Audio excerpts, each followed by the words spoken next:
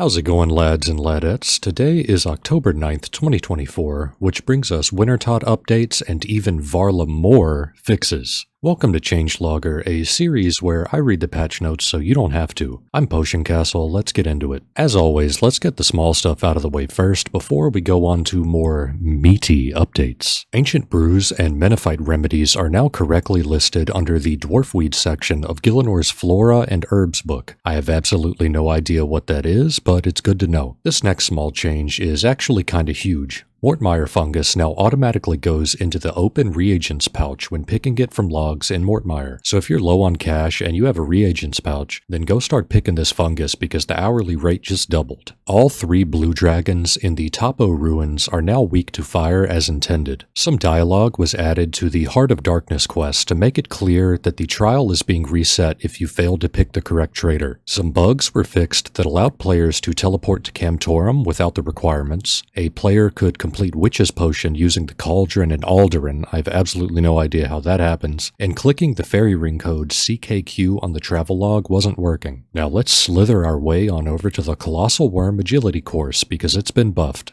The Advanced Course Obstacle XP has been increased from 62 to 70, and Completion has been increased from 325 to 358, which is bumping the rates up from 40k an hour to 44k an hour. The Termite Drop Rates from the Advanced Obstacles has also been increased, up from 8 to 10 to 12 to 15. This is going to up your amylase gains quite a bit. Mastering Mixology is back with some pretty nice buffs as well. You're now able to turn in 2 or 3 potions at the same time for a 20% and 40% bonus respectively. Thank God, because I still need to unlock the Chug Jug 9000. A new toggle has been added for potion storage in the bank options menu. When enabled, potions will go directly into your potion storage, no matter what tab you have open. And obviously when it's disabled, your potions will get banked in whatever tab you have open like usual. An issue has been fixed with the Chugging Barrels loadout menu preventing scrolling to the bottom. The loadout menu has been updated to show available doses in your bank and potion storage. Goading potions are now listed correctly in the Harlander section of Gillinor's Flora Herb book.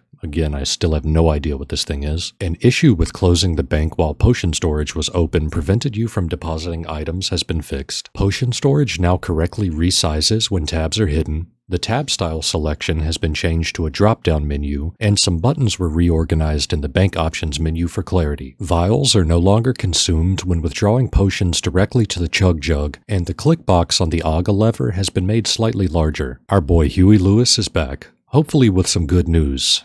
Yes, I've made this joke twice now. Empty and charged tomes of Earth now share a placeholder like the other tomes. An issue where the personal best time broadcast for killing Huey wasn't displaying in the clan chat, and players can no longer prevent themselves from being kicked down the mountain when Huey respawns. Both of these have been fixed. And Huey's drop rates have been increased yet again. Soiled page drop rates have been increased slightly as well as quantity, up from 30 to 80, and Huey hide has been increased significantly, with its quantity up from 1 to 2 to 3. And speaking of drop rates, ladies and gentlemen, here they are. Keep in mind, all of the drop rates for Huey are scaled and divided or whatever, it's math. The rates for non-uniques are 1 in 34 for Huasca seeds, which drop 20 at a time, and 1 in 13.6 for pages, which drop 80 at a time. The rates for the uniques are here as well. The base chance to roll the unique table is 1 in 23. Keep in mind it's scaled based on contribution. If you hit the table though, the rates are 1 in 9 for the Dragon Hunter wand, 1 in 4 for the Tome of Earth, and 1 in 1.5 for some Huey hide. As for the rest of Huey lootation, hard clues are 1 in 50, moon key halves are 1 in 150, and the pet Huberte is 1 in 400, scaled by contribution. Moving on to Moxie, the Glacial Boppers are 1 in 100,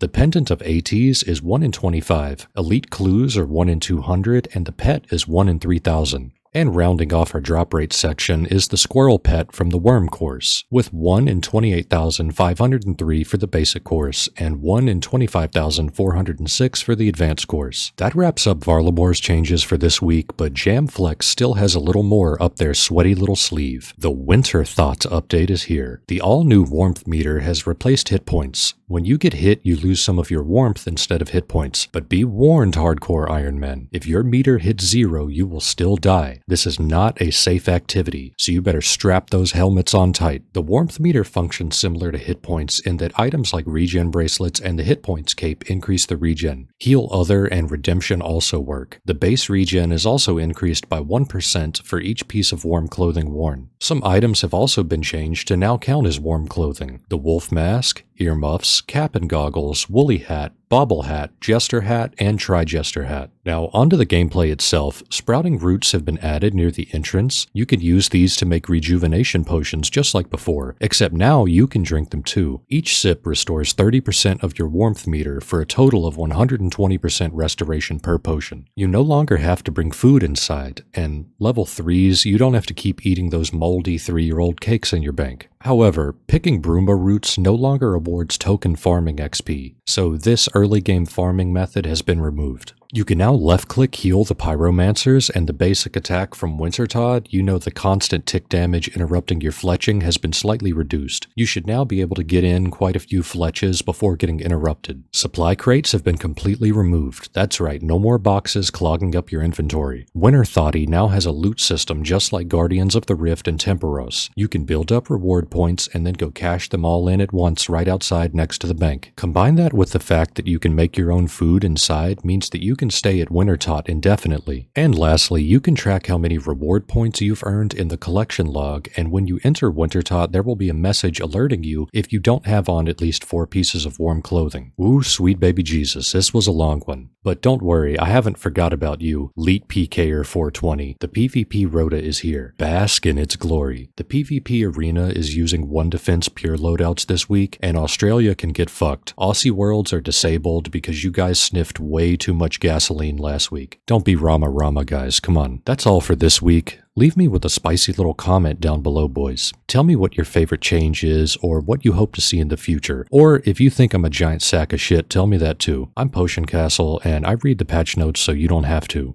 See ya.